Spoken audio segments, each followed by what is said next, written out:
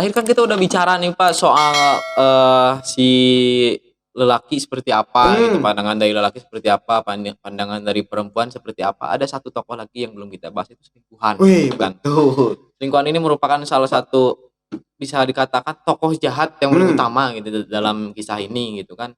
Dia yang merusak rumah tangga orang lain atau rumah tangga Mas Aris gitu ya, rumah tangga Mas Aris dengan gimmick sebagai psikiater anaknya gitu kan. Nah, berbicara soal selingkuhan gitu ya, soal si selingkuhan ini, tentunya kan apa sih namanya, mereka nggak bakalan masuk seenaknya tanpa apa sih, tanpa Ada ada pertahanan. alasan gitu, tanpa ada Betul. alasan atau memang dari keluarga itu sendiri nggak ada pertahanan apapun Betul, gitu kan. betul. Nah, saya pengen tanya Pak, sebenarnya apa sih penyebab utama atau penyebab paling paling apa sih, paling besar gitu, penyebab paling besar kenapa sih selingkuhan kok bisa masuk ke lingkungan Betul, keluarga kita atau betul. rumah tangga kita gitu? Betul, betul. Kenapa kalau bahasa anak muda itu kan, kenapa rumput tetangga selalu terlihat lebih indah gitu ya? Iya. Karena memang rumput tetangga itu adalah rumput sintetis kan gitu ya. Bukan rumput Palsu. rumput palsu. Cinta yang cinta yang dia utarakan, cinta yang dia ungkapkan, kasih yang dia ungkapkan semakin tertantang karena memang ada godaan setan di situ. Versi agama ya, karena ada godaan setan di situ. Salah satu ide atau pencapaian terbesar dari setan itu manakala seorang suami istri itu pisah. Sehingga kemudian godaan bagi seorang selingkuhan itu disupport sistem oleh setan itu luar biasa support sistemnya. Sehingga kemudian lebih bagi seorang laki-laki lebih seksi, lebih menarik selingkuhannya daripada istri yang sahnya gitu. Kedua tadi bisa jadi selingkuhannya itu tahu titik lemah dari keluarga tersebut gitu. Bahwa tadi seorang suami tidak terpenuhi egonya, tidak terpenuhi harga dirinya, seorang istri tidak terpenuhi perasaannya, kemudian hadirlah pihak ketiga yang merasa oh dia kurang ini, dia paham titik lemah dari pasangan suami istri. Kan tadi kan psikiater, biasanya pasti lebih apa kan ya gitu ya.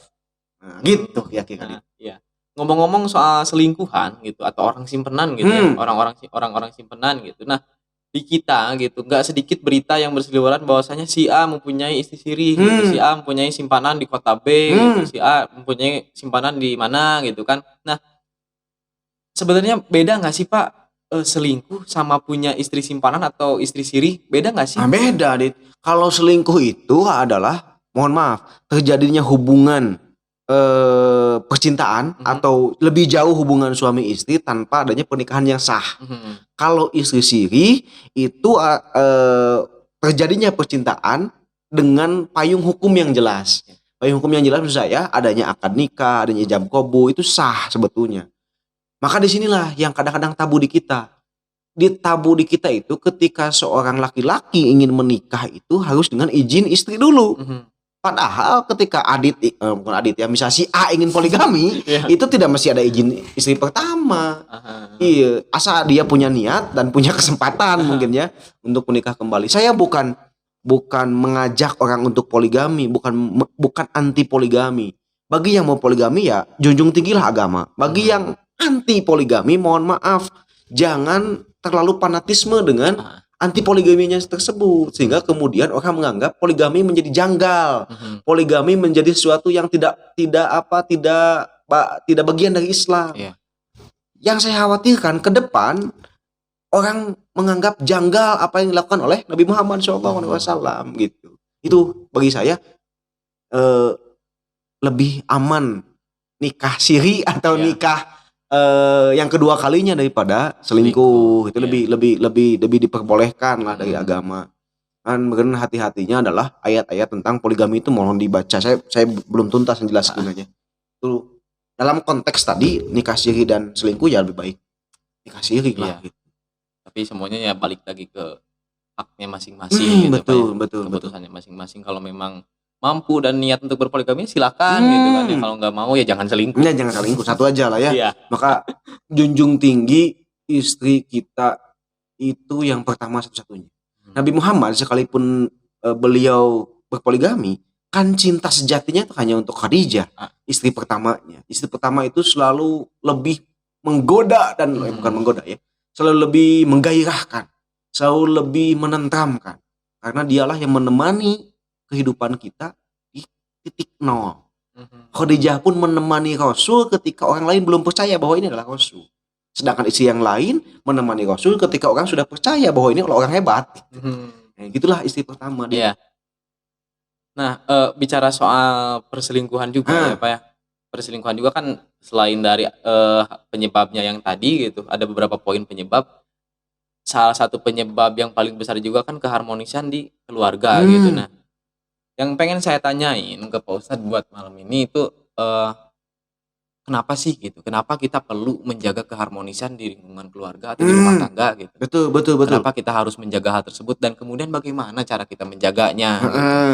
Karena tapi bukan keharmonisan yang hanya bisa dirasakan oleh suami dan istri saja gitu Pak ya. Betul. Tapi juga yang bisa dirasakan oleh sosok seorang anak gitu.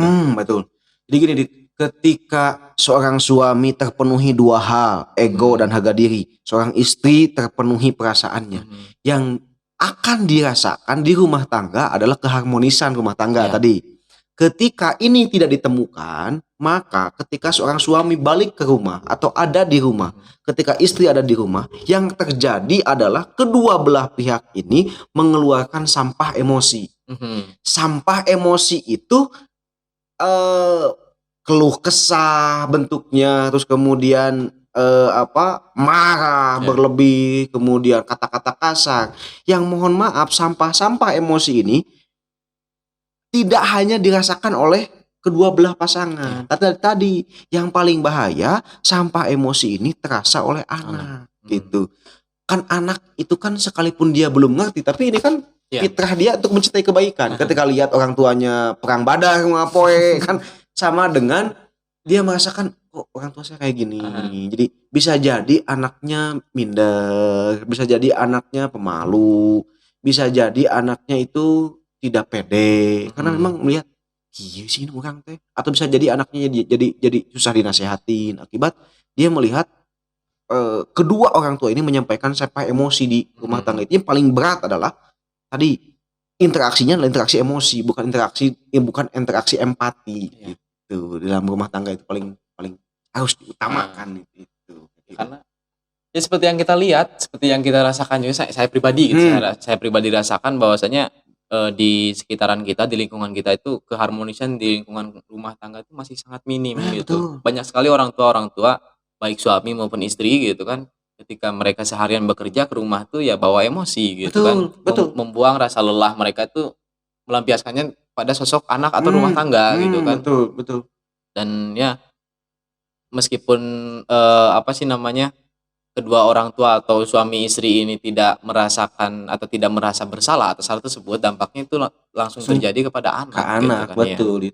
Maka di sini saya sering katakan bahwa salah satu cara kita mendidik anak yang soleh itu adalah dengan keharmonisan rumah tangga.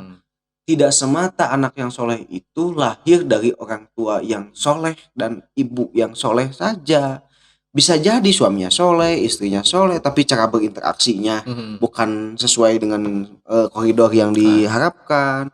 Pada akhirnya cita-cita anak yang soleh itu menjadi mustahil gitu ya. Maka cita-cita anak soleh yang pertama, cara mewujudkan anak yang soleh yang pertama adalah tadi menjaga keharmonisan diri. Yang kedua, di dalam rumah tangga ini hal yang paling berat adalah menjaga supaya tidak terjadi tadi ketika pulang mengeluarkan sampah emosi. Karena mohon maaf, salah satu pencapaian tertinggi setan itu adalah dengan membuat cekcok rumah tangga. Maka disinilah penting bagi seorang suami dan istri tuntas dengan dirinya sendiri, tuntas dengan sifat-sifat kekanak-kanakannya gitu ya. Jadi ketika ada dia punya masalah, tolong sampaikan itu ketika sedang berdua. Ketika ada sesuatu yang harus dipecahkan, tolong disampaikan berdua. Tolong ketika suami dan istri punya masalah, jangan nampakkan itu di depan anak. Itu paling bahaya nih. Adit, letik keneng saja lu bahaya. Ya, karena emang apa sih pernikahan itu kan merupakan salah satu hal yang paling diidam-idamkan gitu kan. Betul. Paling diidam-idamkan terkhusus oleh anak-anak remaja seumuran saya gitu. Saya udah menginjak umur 20-an gitu. Bentar lagi ya insya Allah OTW nikah Oh, juga tadi kan gitu kan. betul. Pasti semuanya menginginkan pernikahan gitu. Nanti dipotong ya, bentar lagi OTW nikah dipotong gitu. Videona. Terus Dan ya setelah saya membaca atau mengetahui kisah tersebut gitu, film tersebut, novel tersebut, saya menjadi merasa takut. Tapi jadi ngerinya. ketika berbicara lagi dengan Pak Ustadz gitu kan, ketika kita sudah mengetahui basic-basicnya, kemudian penyebab dan juga alasannya, saya juga menjadi lebih lega gitu. Jadi Bahwasanya ya pernikahan itu bukan suatu hal yang harus ditakuti jika kita memang sudah tahu ilmunya. betul. Jadi menikah itu berat, tidak menikah pun berat. Sekalipun menikah berat, lebih berat lagi tidak menikah kata saya juga Iya. Karena saya sering katakan di balik beratnya menikah, setidaknya situ ada pahala. Pahala apa? Pahala memahami istri, pahala memahami anak, pahala mencari ilmu tentang belajar memahami istri, pahala dari bersabar. Bagi yang belum nikah, dia tidak mungkin dapat pahala sabar. Karena apa? Di Baeudan Kabogo kan jadi pahalanya. Tapi ketika dia mohon maaf, jadi di Baeudanku istri kan jadi pahala, kan luar biasa. Maka disitulah letak keistimewaan dan kemuliaan dari menikah itu.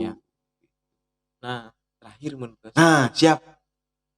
Terakhir, apa sih pesan Pak Ustadz gitu untuk terkhususnya remaja seumuran saya gitu, 20 tahun ke atas itu yang sebentar lagi OTW nikah, atau mungkin di luar sana ada yang penonton-penonton setia kita yang sebentar lagi mau menikah gitu. Kemudian bagi mereka yang masih jomblo juga gitu, belum punya calon, supaya mereka enggak ikut serta atau ikut campur di keluarga orang lain gitu.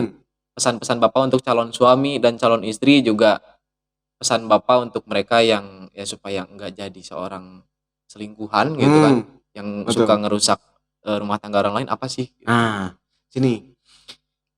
Melihat pertanyaan anak, tuh dari saya nih terakhir ya. Pernikahan itu dikatakan oleh Allah Subhanahu wa taala sebagai mitsaqon golido, sebagai perjanjian yang berat, ya. Kalimat mitsaqon golido ini diucapkan oleh Allah tidak sembarangan. Perjanjian ini disampaikan oleh Allah antara Allah dengan Nabi, antara Allah dengan Bani Israel, dan antara Allah dengan orang yang mau menikah. Maka bagi orang yang belum menikah, mohon diperhatikan nanti ketika dia mau menikah, bahwasanya dia ingin berjanji menikah itu bukan berjanji menikah dengan walinya semata, bukan dengan istrinya semata, tapi dia ingin berjanji di depan Allah Subhanahu wa taala. Karena pernikahan disebut mitsaqon golido. Bahkan ayat pernikahan diawali dengan kalimat wa min ayatihi, dengan mengagungkan Allah. Nah, bagi yang sudah menikah, supaya tidak terjadi perselingkuhan tadi, supaya tidak terjadi penyimpangan di rumah tangga, mohon pahami bahwa fondasi utama dari pernikahan itu adalah mitsaqon golido, perjanjian yang sangat berat, perjanjian di depan Allah Subhanahu wa taala. Hati-hati dengan janji di depan sang khalik, janji di depan presiden wae terjaganya, kemudian janji di hadapan Allah Subhanahu wa taala. Nah, kayaknya bagi orang yang sudah menikah itu akan berpikir dua kali ketika dia paham bahwa mitsaqon golido itu apa. Maka nih PR buat Adi dan buat teman-teman yang belum nikah, belajarilah tentang apa sih makna mitsaqon golido sebagai perjanjian berat dalam pernikahan. Di bejakeun kadilan yang berat itu bukan rindu tapi menikah. Iya, berarti nikah tuh emang benar-benar berat, cuman bakalan terasa ringan kalau kita memang sudah paham betul dengan apa yang dimaksud dengan mitsaqon golido sebagai perjanjian berat. Terima kasih, luar biasa. Mungkin saya sangat puas gitu ya dengan jawaban-jawaban yang diberikan oleh Pak Ustadz gitu. Dan itu akan menjadi bukan noda ya, akan menjadi satu kenangan indah di pikiran saya gitu ya, supaya untuk kedepannya ketika nanti saya mau menikah, ketika nanti saya menikah, saya akan senantiasa selalu mengingat apapun yang Pak Ustadz katakan gitu, karena saya yakin juga semuanya bermanfaat gitu insya Allah ya. Kan saya pun mencatat omongan Adit, saya segera menikah tadi, dipotong videonya ya. Iya. Maksudnya kode. Siap. Sebagai kartu as. Nah, Terima kasih. Iya. Ya mungkin untuk ngobrol-ngobrol santai kita hari ini saya rasa cukup saja. Kita bisa mungkin ngobrol lagi di lain waktu dengan bahasan dan tema yang berbeda tentunya. Betul. Dan ya sekali lagi saya ucapkan terima kasih dan alhamdulillah atas jawaban yang Pak Ustadz berikan, semuanya sangat memuaskan. Alhamdulillah. Dan ke depan kan, mohon maaf ya saya potong ya. Yang ke depan kan segmen dengan Adit itu segmen tentang membahas tentang trending yang topik-topik yang sedang trending. Iya. Jadi bagi teman-teman yang nonton nanti yang mau dikupas silakan di chat di kolom komentarnya supaya nanti dipandu lagi tentang fenomena-fenomena pernikahan yang sedang trending gitu ya. Sedang viral, kita angkat bersama, kita ngobrol dengan Adit lagi ya. Ya mungkin list baru nanti. Sekian mungkin Pak Ustadz ya. Bisa saya sampaikan. Terima kasih sama-sama. Terima kasih semuanya, semoga bermanfaat. Wassalamualaikum warahmatullahi wabarakatuh. Waalaikumsalam warahmatullahi wabarakatuh.